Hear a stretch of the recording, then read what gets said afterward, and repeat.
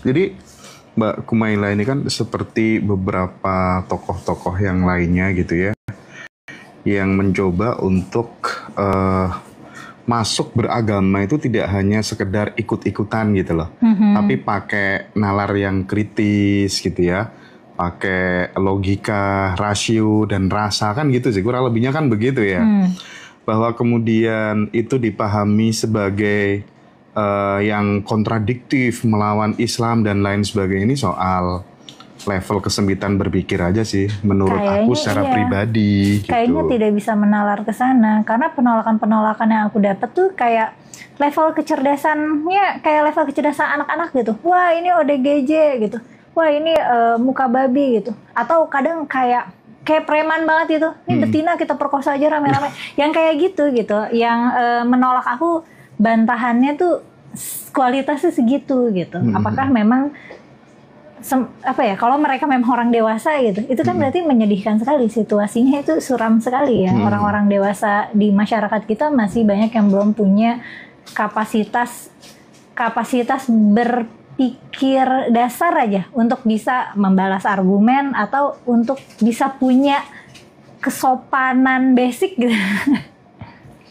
Kalau dulu kan ancamannya itu kan sampai mau dibunuh, diperkosa. Sekarang yang paling rame apa? Disuruh apa? Sekarang karena ada gosip aku itu ODGJ ya, orang dengan gangguan jiwa, jadi banyak yang nyuruh aku bunuh diri. Oh, nyuruh bunuh diri. Dan misalnya dulu itu aku punya riwayat depresi dan aku pernah share itu, dan dalam beberapa interview juga aku mengakui itu. Aku pernah didiagnosis depresi dan aku secara rutin terapi ke psikolog dan mengkonsumsi obat psikiatri. Dan itu banyak tahun yang lalu gitu, sudah lama sekali, dan itu pernah aku ceritakan, dan kayaknya mau membunuh karakter aku dengan itu. Wah, ini orang depresi didengerin gini, padahal depresi itu umum loh Mas Hendra. Kayak 1 dari 3 orang manusia itu pernah mengalami depresi di satu titik dalam hidupnya gitu. Nah, ketika misalnya aku mengalami depresi terus aku ke psikolog dan ke psikiater, itu kan tindakan yang tepat. Maksudnya apa yang dipermalukan dari situ gitu. Iya, Malah yang ngata-ngatain aku, mereka jadi kayak orang gak waras. Iya, pembunuhan karakter aja sih ya. Dan tidak ada salahnya orang depresi itu. Bahkan karya-karya besar itu terlahir dari sebuah penderitaan yang besar, suffering gitu, masa-masa yang kelam, masa yang sulit. Yang itu ya saat kita berada di situ ya kita lalui, kita cari solusi yang terbaik gitu ya. Dan solusi yang solutif buat aku saat itu ya mengunjungi ahlinya gitu. Aku ke psikolog dan ke psikiater gitu. Menurutku itu yang harusnya dipelajari masyarakat kita, bahwa kalau misalnya kita depresi, berobat.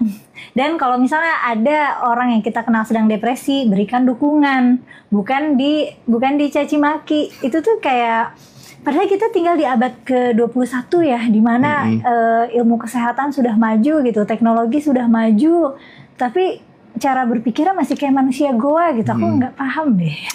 Yang seru itu kan temen-temen di Ngaji Roso gitu, terima Mbak Kumaila, welcome banget gitu ya, komennya bagus-bagus, antingnya lucu, nah kayak gitu komen itu yang bener ya.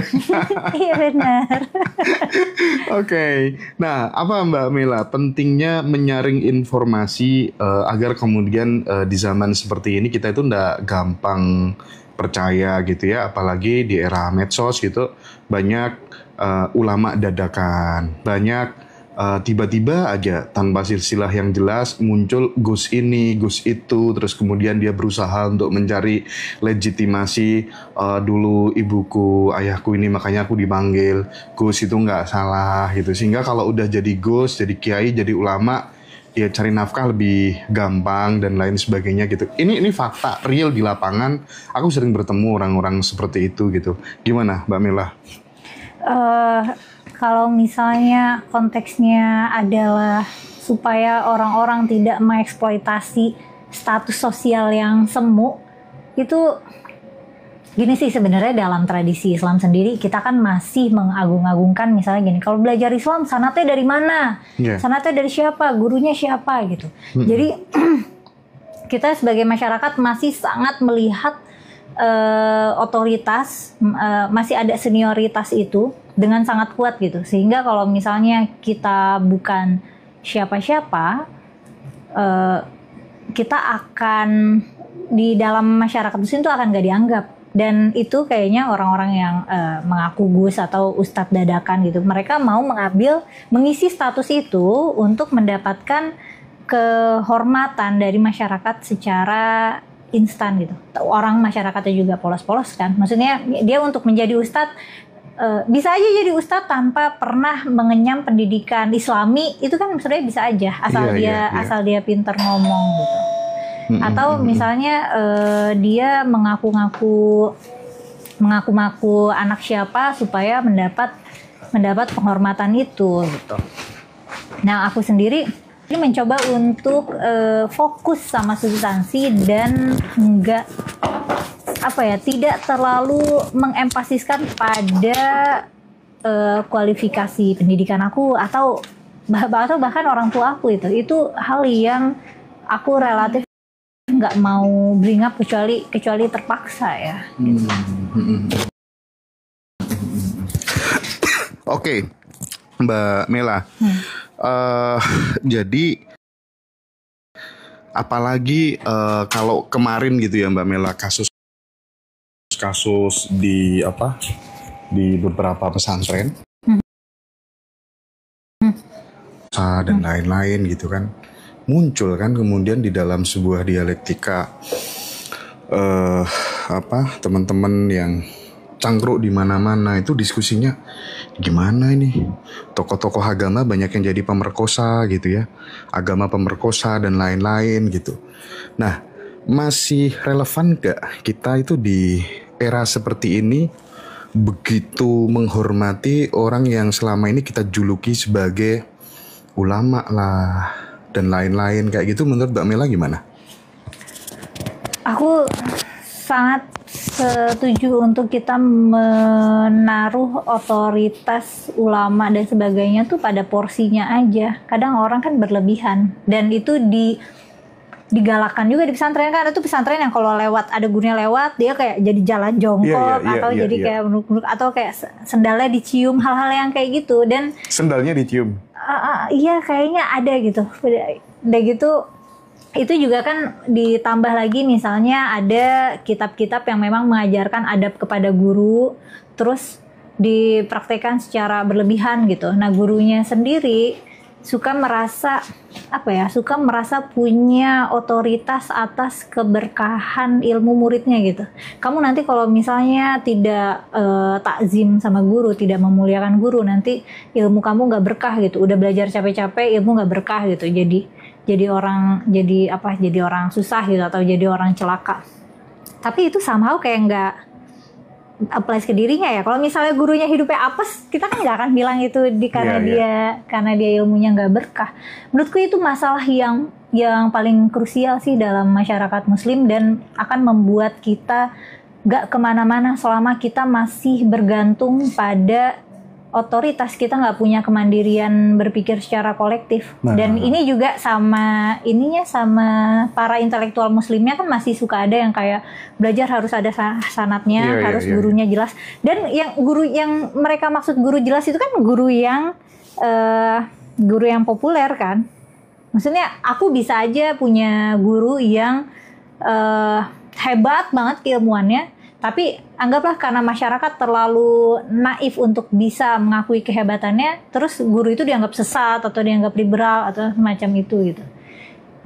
Ini udah mah nggak ada standarnya, udah nggak ada karena kita nggak punya standar otoritas kayak gini. Jadi ada nih kelompok masyarakat atau individu-individu yang ingin mengeksploitasi hal ini gitu. Jadi pemimpin agama dadakan gitu. Pemimpin agama dadakan. Ya. Dan itu kayaknya tidak hanya soal religion ya. Spiritualitas yang banyak orang religion sekarang lari ke sana, itu kan juga mengalami hal yang sama gitu. Jadi bagaimana kemudian seorang guru spiritual memanipulasi pikiran murid-muridnya dan lain-lain, itu ya ternyata sama-sama aja. Nah maksudku dengan hadirnya Mbak Mela ini, sarannya seperti apa sih teman-teman itu biar ketika kemudian mendengar sesuatu yang dibungkus dengan spiritual, agama, itu nggak langsung percaya gitu loh, nggak langsung mengamini gitu. Itu tipsnya gimana kalau Mbak Mela? Tipsnya skeptis dulu. Skeptis dulu? Iya, Oke. jadi kalau misalnya ada guru spiritual bilang, kamu supaya apa ya, misalnya muka aku jerawatan, supaya jerawatnya sembuh, nih dibasuh pakai air doa dari aku dulu gitu. Terus nanti aku akan tanya doanya apa, kandungan airnya apa, terus gimana caranya air ini bisa punya efek ke kulit aku misalnya. Kita tuh suka berpikir lompat karena kita nggak peduli sama alur pikir ya. Kita cuma peduli sama premis, terus tahu-tahu kesimpulannya kemana gitu. Nah, Kumaila sepanjang hidupnya belajar di pesantren, tiba-tiba gosipnya misionaris Kristen gitu. Nah, aku nggak tahu itu alurnya gimana gitu. Nah, dan itu yang banyak terjadi, abuse yang terjadi di guru-guru spiritual dan para pemimpin agama itu. Kan misalnya mereka bohongin perempuan-perempuan yang muda dan polos ini dengan, biasanya bohonginnya gimana sih? Mereka kan biasanya juga nggak berani untuk nggak nurut ya. Biasanya santri-santri kalau di lembaga pesantren yang sangat feodal, biasanya tuh santri-santri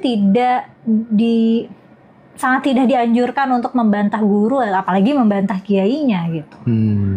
Jadi dia tahu nih, si kiainya, si ustadznya tahu nih cewek muda cantik, kalau misalnya gue suruh ngapain dia nggak bakal nolak gitu. Karena otoritas dia udah legit nih gitu. Ya di-abuse lah itu, disalahgunakan powernya. Padahal sebenarnya kan itu kan power yang semu. Harusnya padahal sebenarnya tidak ada penaltinya untuk kita meragukan apa yang disampaikan oleh para pemuka agama. Iya sih, nggak boleh bantah, bahkan mau ketemu aja susah gitu ya. Jadi kayak zaman kerajaan gitulah ya. Yang terakhir soal pesantren pelosok yang di Jombang kapan hari itu kan sampai geger gitu kan. Dan sebenarnya kejadian-kejadian seperti itu udah banyak, cuman karena nggak terekspos di media sosial aja gitu, kayak ya udahlah seperti angin lewat aja gitu. Iya. Tapi satu yang menarik tadi soal tuduhan misionaris gitu ya. Misionaris. Padahal banyak loh teman-teman Nasrani yang sempat marah-marah sama Kumaila itu gara-gara Kumaila bicara tentang apa ya? Siapa yang menghamili Bunda Maria ya? Iya betul. Nah itu gimana sih ceritanya itu? Iya, sebenarnya kan Ibu Maria atau Maryam itu kan bukan cuma sosok yang ada di dalam doktrin non Kristen ya. Itu juga kan di ajaran Islam kan ada cerita Ibu Maryam kan. Dan cerita Nabi Isa yang lahir dari perawan Maryam gitu. Nah itu kan cerita yang sama-sama kita share sama orang Kristen. Nah jadi aku penasaran dengan asumsi bahwa tidak mungkin perempuan bisa hamil tanpa dibuahi. Aku jadi penasaran nih siapa yang menghamili Ibu Maria. Dan aku cek ceritanya di Quran, aku cek ceritanya dari Perjanjian Baru. Oh iya, menariknya cerita Ibu Maryam tuh cuma ada di Perjanjian Baru, nggak ada di Perjanjian Lama. Jadi padahal nih kan Maryam tinggal di Yerusalem. Aku curiganya tadinya akan ada banyak catatan Ibrani, manuskrip Ibrani, akan ada di Perjanjian Lama juga cerita tentang Ibu Maria. Tapi ternyata nggak ada. Adanya justru baru di Perjanjian Baru dan di Al-Quran gitu. Dan ininya ceritanya kan Ibu Maryam ini nggak pernah keluar rumah kecuali satu kali doang, di mana dia waktu itu ketemu malaikat yang ngabarin nanti kamu akan hamil gitu. Nah terus aku curiganya sih sama malaikat itu. Gitu. Karena ada catatan kalau memang Ibu Maria ini adalah tokoh yang historis ya. Kalau misalnya ini figur yang benar-benar ada gitu. Karena mengingat tidak adanya catatan Ibrani tentang Ibu Maria. Padahal kan ini tokoh sentral nih, ibunya Yesus gitu, ibunya Nabi Isa gitu. Tapi kok bisa nggak ada catatan Ibrani-nya, nggak ada gitu. Tapi kalau memang ini ada, ini soalnya sedih, soalnya ada catatan apokrifa. Catatan apokrifa itu kayak catatan Latin sih sebenarnya, yang udah lama itu catatan Kristen, yang menyebutkan Ibu Maryam itu mungkin hamil pada usia 14 tahun. Kalau benar itu kejadiannya, itu mah dimanipulasi ya nggak sih, atau diperkosa gitu. Atau kalau kejadiannya bukan oleh malaikat, ya bisa jadi itu fabrikasi cerita oleh keluarganya, karena kan keluarga nabi-nabi. Kalau misalnya ini satu anggota perempuan terus hamil kan nanti geger, dan emang geger kan gitu. Nah, aku penasaran aja sebenarnya. Tapi yang apa ya, kalau aku kan menerima kebenaran dari siapapun lah ya, yang ngomong, yang penting tuh kita tuh pakai rasio, pakai rasa, tidak terus kemudian apa katanya kitab ini, kitab itu gitu kan. Rata-rata kan gitu ya, sehingga ketika kemudian Kumaila mengkritisi misalnya tentang apa yang udah disampaikan tadi gitu, tentang kisah-kisah Nabi yang nggak masuk akal gitu, itu tuh orang tuh langsung ngejudge gitu. Ini orang ngawur, ini omongannya nggak jelas gitu. Kamu ketika kemudian banyak orang yang komen-komen kayak gitu, responmu gimana, Mbak? Kalau bisa aku jelaskan dalam kolom komentar singkat, aku jelaskan. Tapi biasanya sih aku abaikan aja, karena aku sama kayak Mas Hendra, aku nerima informasi, nerima pengetahuan, ilmu dari mana aja, asal alurnya ada nih, asal bisa dinalar pakai rasio gitu. Nah, sedangkan kayaknya gapnya, kesenjangan pengetahuan ya sama masyarakat yang pada repot itu, mereka tuh maunya yang namanya pengetahuan tuh harusnya berasal dari otoritas. Kalau bukan dari kitab suci, ya dari ustadz-ustadz.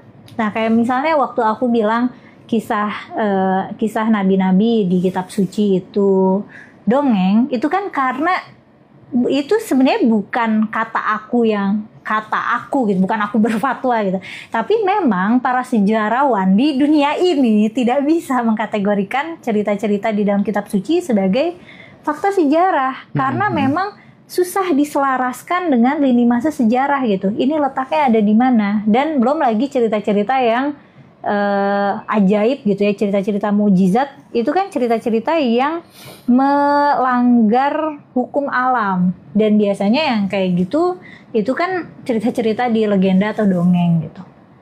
Nah, kalau misalnya nggak setuju sama yang aku bilang, ya coba buktikan gitu.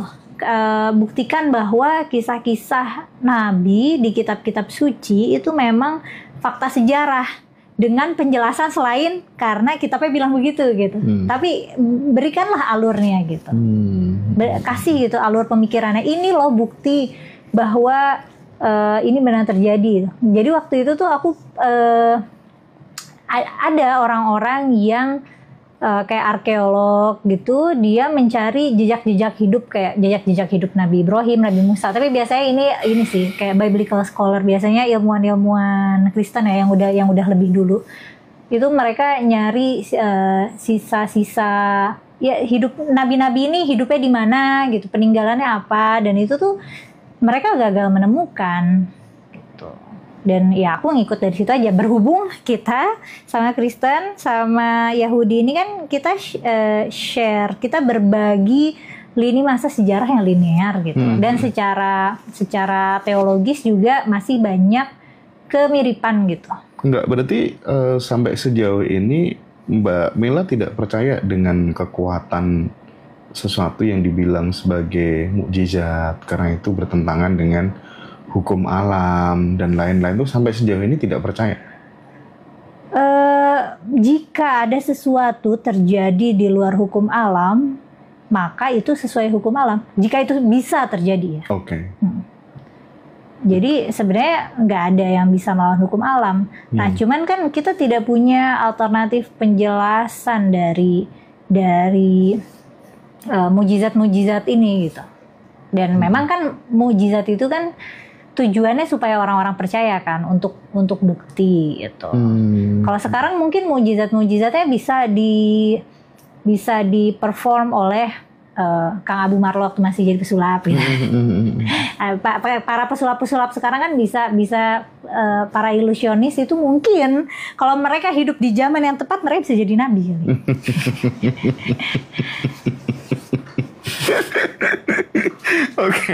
Oke deh. Gini Mbak. Aku pengen ngajak Mbak Mela untuk masuk ke ini kan orang tuh banyak yang berdebat nih. Ini semesta, alam semesta ini, apakah kemudian dia itu sebenarnya wajib harus ada yang menciptakan, atau bisa jadi dia ada dengan sendirinya gitu, bahkan sebagai manifestasi dari sumber dari segala sumber yang kita maknai sebagai kekuatan terbesar yang namanya Tuhan dan lain-lain gitu. Perspektifnya Mbak Mela tentang hal ini gimana? Sebenarnya kan memang segala sesuatu yang ada itu kan ada penyebabnya gitu ya, ada pemicunya. Cuman kan masalahnya yang kita nggak tahu apakah penyebabnya atau pemicunya itu harus pasti absolut Tuhan gitu. Itu kan hal yang kita nggak bisa tahu aja.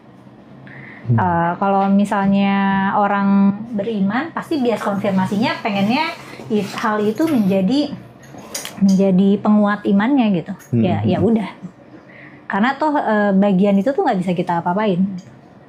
Oke.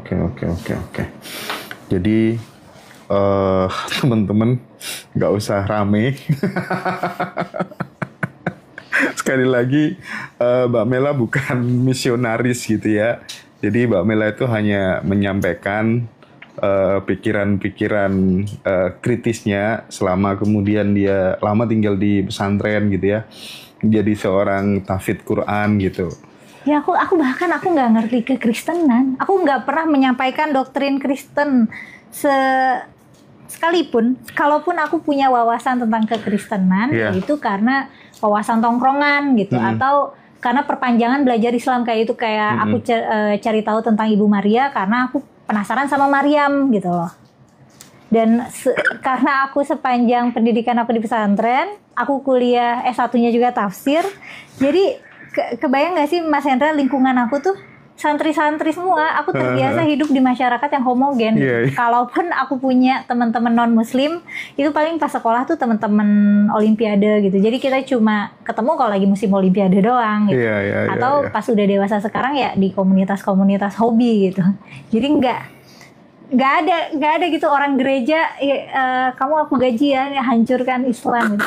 Ini kayaknya orang Islam ini memang punya kewaspadaan yang aku nggak tahu ya, paranoid banget gitu. Tapi kayak hatersmu sekarang mulai masuk sini semua deh, Mbak. Oh iya, pada bilang apa? Hai semuanya, sehat-sehat ya. Gini, cek mahar katanya. Cek mahar apa? Tahu? Oh, nggak ngerti. Tapi gini, ngomong-ngomong ya, kenapa sih ini mayoritas ya, kalau circleku kan banyaknya teman-teman Muslim gitu, sama orang Kristen tuh kayak gimana gitu, beda sama agama lain, misalnya kayak Hindu sama Buddha itu beda gitu. Padahal kalau kita ngomong, mungkin dirimu yang lebih paham tentang sejarahnya Nabi dulu kan katanya juga dibantu seorang raja yang Nasrani, yang Kristen gitu. Itu gimana sih menurutmu Mbak Mela? Kita itu circle kita ya, teman-teman yang khususnya Muslim gitu ya, sama orang Nasrani itu kayak antipati banget gitu, kayak gimana gitu. Gimana sih menurutmu? Karena orang Kristen di sini banyak. Kalau zaman Nabi, orang Islam tuh musuhannya sama Yahudi. Nah, yang Nasrani itu pas lagi zaman Nabi itu minoritas. Mereka udah mah jumlahnya sedikit dan secara politik juga nggak terlalu kuat. Nah, waktu Nabi ditolong Raja Kristen kan itu kan di Habasyah sana, di jauh kerajaan Kristen. Dan memang sama Kristen tuh nggak terlalu banyak sejarah kekerasannya gitu. Ya, yang banyak ribut ya sama Yahudi gitu. Oke. Yang banyak ribet malah sama Yahudi. Iya, tapi kalau di Islam malah orang Islam berantem sama orang Kristen gitu. Ini aneh, dan termasuk teroris Islam juga aneh. Kok ngebomnya gereja gitu, padahal kan gereja, rumah ibadah tuh nggak boleh diserang, bahkan pas lagi zaman perang gitu loh. Ini malah ditarget gitu. Kayaknya Mungkin juga karena narasi-narasi permusuhan di kitab suci kan masih ada. Iya. Kayak walan tarda angkal Yahuda dan Nasara hatta tattabi'a millatahum. Jadi mikirnya orang Kristen sama orang Yahudi itu ya akan berusaha untuk membuat orang Islam tuh masuk Kristen terus gitu. Mungkin kecurigaan di situ ya. Tapi aku juga nggak tahu, lagi-lagi aku nggak tahu bagaimana misi misionaris Kristen tuh mereka strateginya gimana gitu ya dalam menjaring jamaah, itu aku nggak tahu sama sekali. Oke. Tapi aku tidak pernah menyebarkan ajaran Kristen. Aku juga nggak ngerti. Oke.